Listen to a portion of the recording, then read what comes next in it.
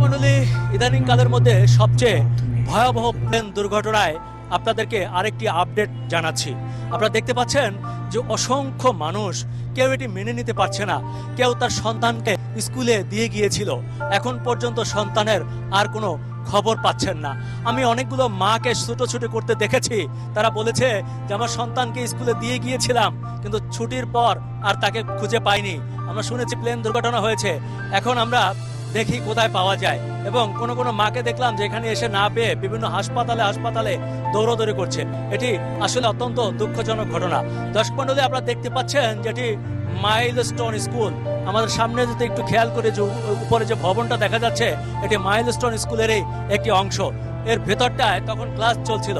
দর্শক মণ্ডলী, আপনাদেরকে আরো জানিয়ে রাখি, এখানে সাধারণত স্কুল শাখা অর্থাৎ ক্লাস 1 থেকে ক্লাস 10 পর্যন্ত শিক্ষার্থীরা এখানে পড়াশোনা করে।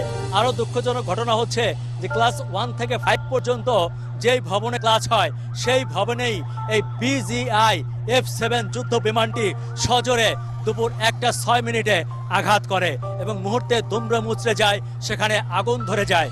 সেখানেই সাথে সাথে আমরা যতদূর জানতে পেরেছি পাইলট তৌকির হোসেন নিহত হয়েছেন।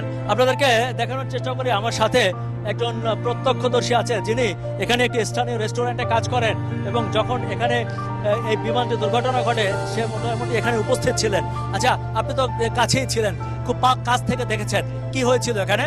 আমি আসার পরে এসে দেখি প্লেনটা বিল্ডিং এর লগে বিধ্বস্ত হয়ে নিচে পড়ে রয়েছে, আগুন জ্বলতে আছে, সাইডে অনেকগুলো মৃত লাশ পড়ে রয়েছে, পুরা লাশ, পুরা মানুষ পড়ে আছে, পুরা মানুষ পড়ে আছে।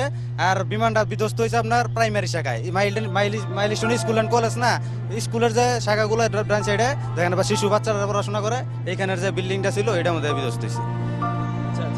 আপনি যাওয়ার পরেও কি আগুন জ্বলছিল? তখন আগুন জ্বলছিল। পরে 5 মিনিটের মধ্যে ফায়ার সার্ভিস স্টেশন এখানেই তো, এই যে এখান থেকে এসে সময় লাগে না, এসে পরে আগুন নিয়ন্ত্রণে আনছে। দর্শক মণ্ডলী, এই ভাইটি বলছিল যে মূলত প্লেনটি যেখানে ক্র্যাশ করেছে ফাইটার প্লেনটি, সেটি ছিল বাচ্চাদের শাখা অর্থাৎ ক্লাস 1 থেকে ক্লাস 5 পর্যন্ত যে ভবনটিতে ক্লাস হয় সেখানে প্লেনটি আশ্রয় পড়ে।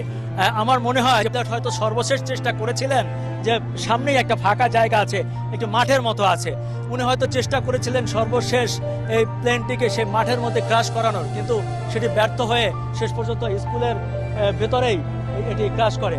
এটি অত্যন্ত দুঃখজনক। আমাদের শিশুরা যারা দেশের ভবিষ্যৎ, আমি ঠিক জানি না এই বাবা মাদেরকে আমি কিভাবে সান্ত্বনা দেবো। আমি যতদূর জানতে পেরেছি আমাদের বৈশাখী টেলিভিশনের একজন সিনিয়র সাংবাদিক, তার শিশু এখানে পড়াশোনা করতেছিল এবং নিহত হয়েছেন, তাকে হাসপাতালে মৃত অবস্থায় পাওয়া গেছে। দর্শক মণ্ডলী, এখানে অনেকে আসছেন, অনেক স্বজনরা আসছেন, কান্নাকাটি করছেন।